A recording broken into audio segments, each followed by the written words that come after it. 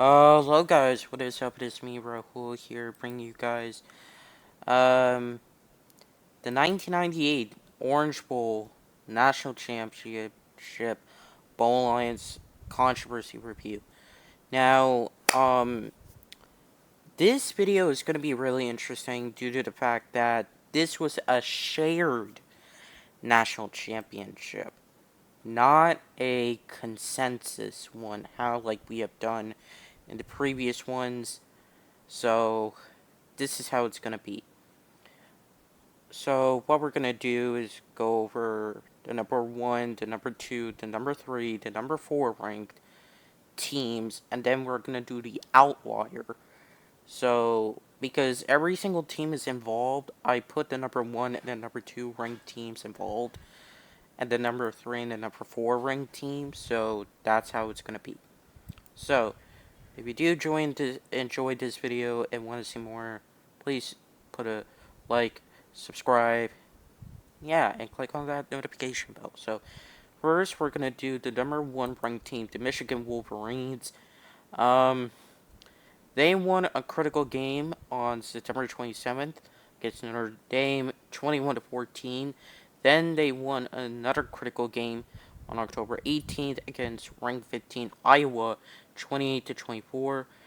Then they won a critical game on November 22nd against the Ohio State Buckeyes, who are ranked 4. So it was a number 1 versus number 4 ranked situation, and they won. Michigan won 20-14, and that's when they played the Rose Bowl. So they had a 12-0 record. Next up, we have the number 2 ranked team, Nebraska Cornhuskers. Now they were 13-0. Now in this particular this scenario, you might be thinking, well, couldn't they be the consensus national champion? Yes, I actually do think they're the national champion due to the fact that they had a better record. Let's put it that way. Now, I will say, I'm gonna be real honest here. I will state this for the Bowl Coalition, Nebraska, I feel like 1994 were the national champions. In 1993,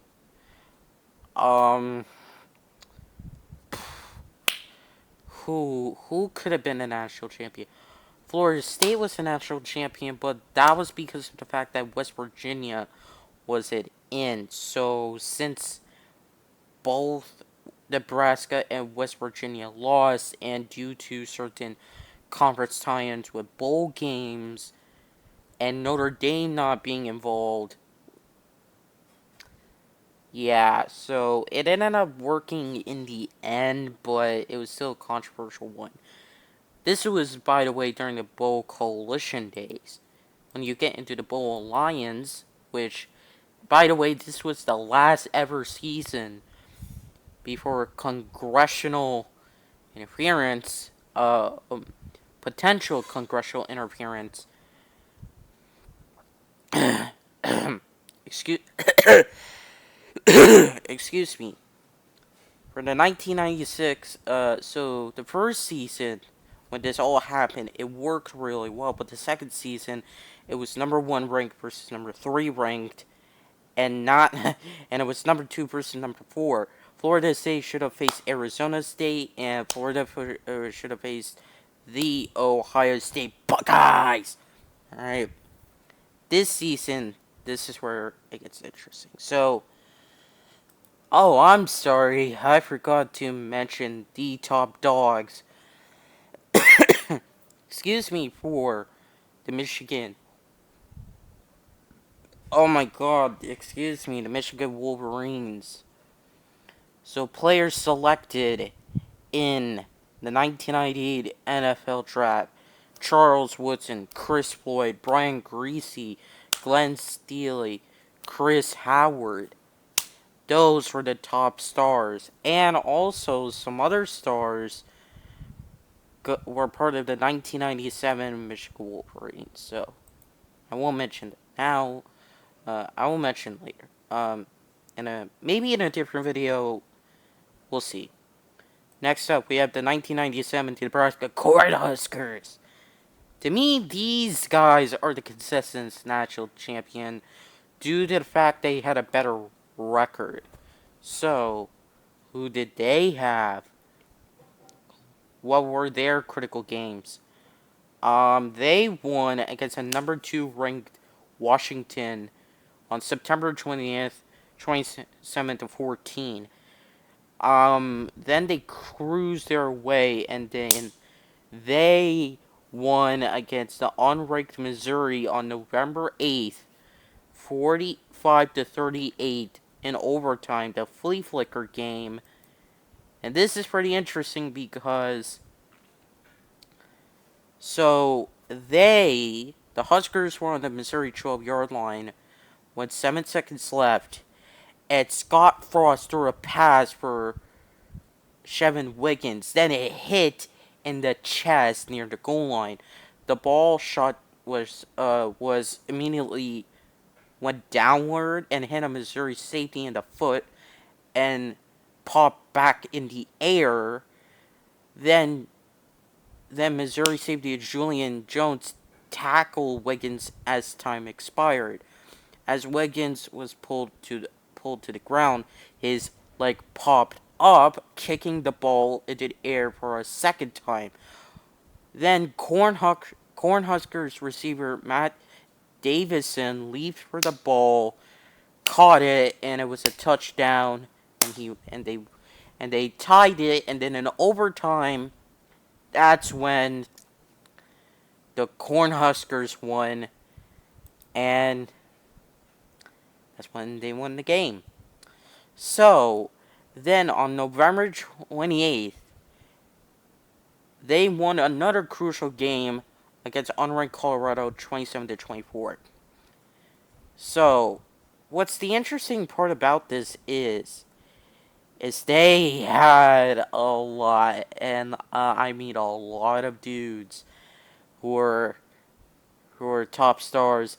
Dan Alexander, Eric Anderson, Chris Brown, Mike Brown, Ralph Brown, Carl Buckhalter, Eric Couch, Clint Finley, Jay Foreman, Scott Frost, Offman Green, Russ Hochstein, Sheldon Jackson, Rashawn Jackson, Eric Johnson, Chad Kelsey, Bill Leffler, Joel Makovica, Bobby Newcomb, Tony Ortiz, Jason Peter, Carlos Polk, Dominic Raiola, Mike Rucker, Aaron Swiney, Larry Townsend, Kyle Vanden Bosch, Joe Walker, Eric Warfield, Steve Warren, Jason Wiltz, Grant Wisrome, John Zatekka. Alright. So that's Nebraska. Now the number 3 ranked team, the Tennessee Volunteers. They had a critical game in the second game, September 6th against UCLA, 30 to 24. Yeah. I can't believe I'm saying that this early in the season.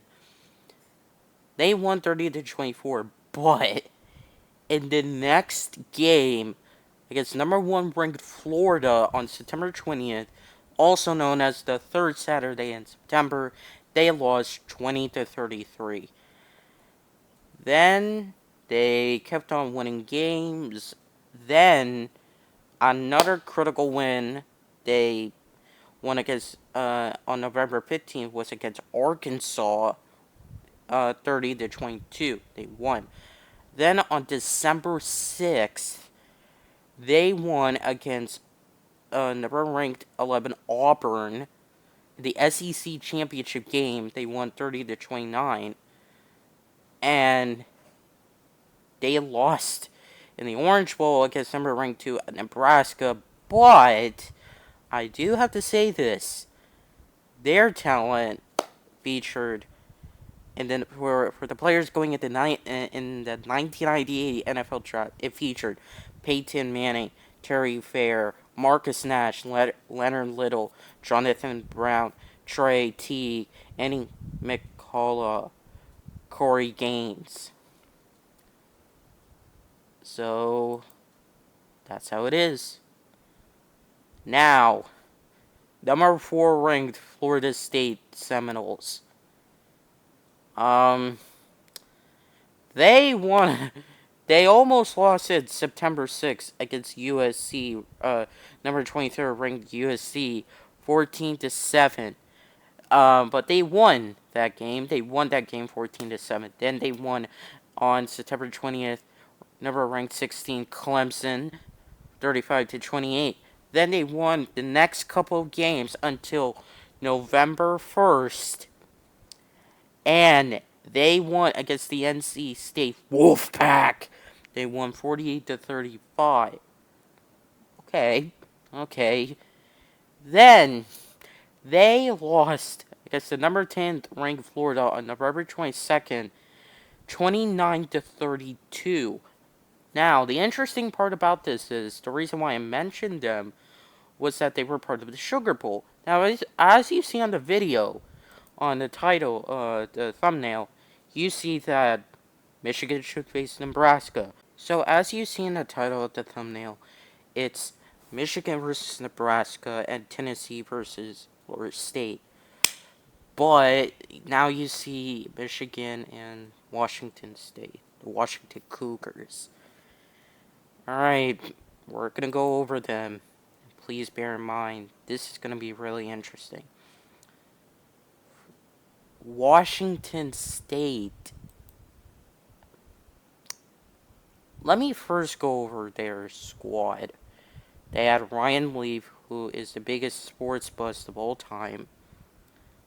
They had Leon Bender, Ryan Busey, Jason McEndo.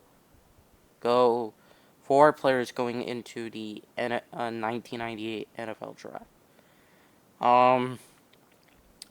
Let's see. Okay, now their schedule. So, they had some pretty close matchups.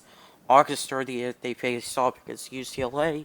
They won 37-24. Then they faced off against number 23rd ranked USC on September 13th, 28-21. Then they won a very critical matchup October 25th against Arizona, 35-34 in overtime as ranked 10. Then they lost next week, November 1st, against ranked 20th Arizona State, 31-44. Then they face off against Washington in the Apple Cup, November 22nd, against number 20th ranked Washington. They won 41-35, and they made it into the Rose Bowl. Now, why is this a very controversial take? A controversy, because this was the season where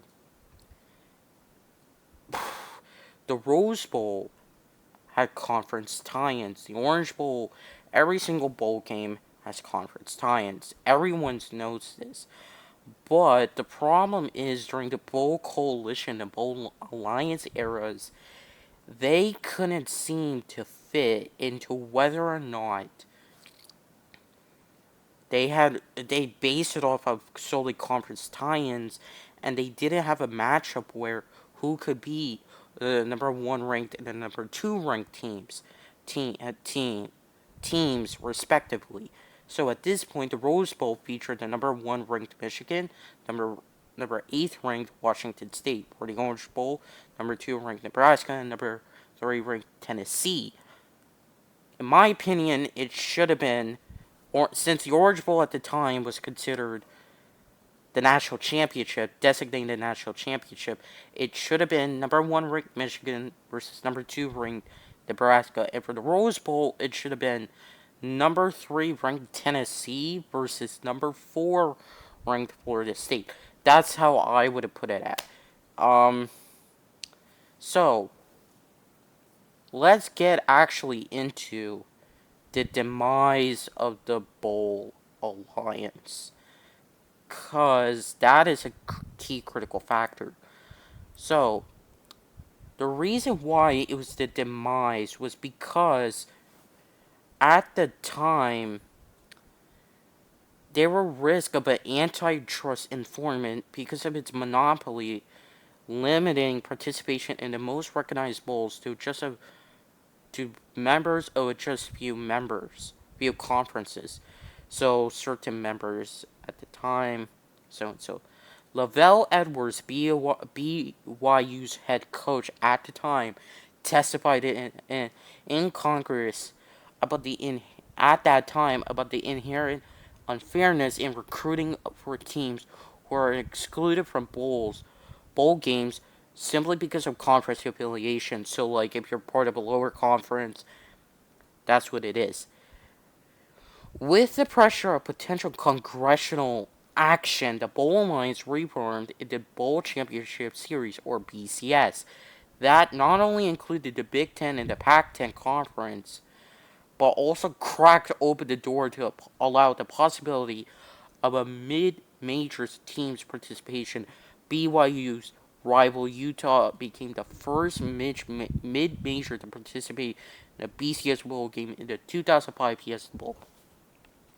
So, there you go. So anyways, guys, thank you all so much for watching. Y'all are legends by book as well as for me. I will see y'all in the next one. Take it easy, and peace.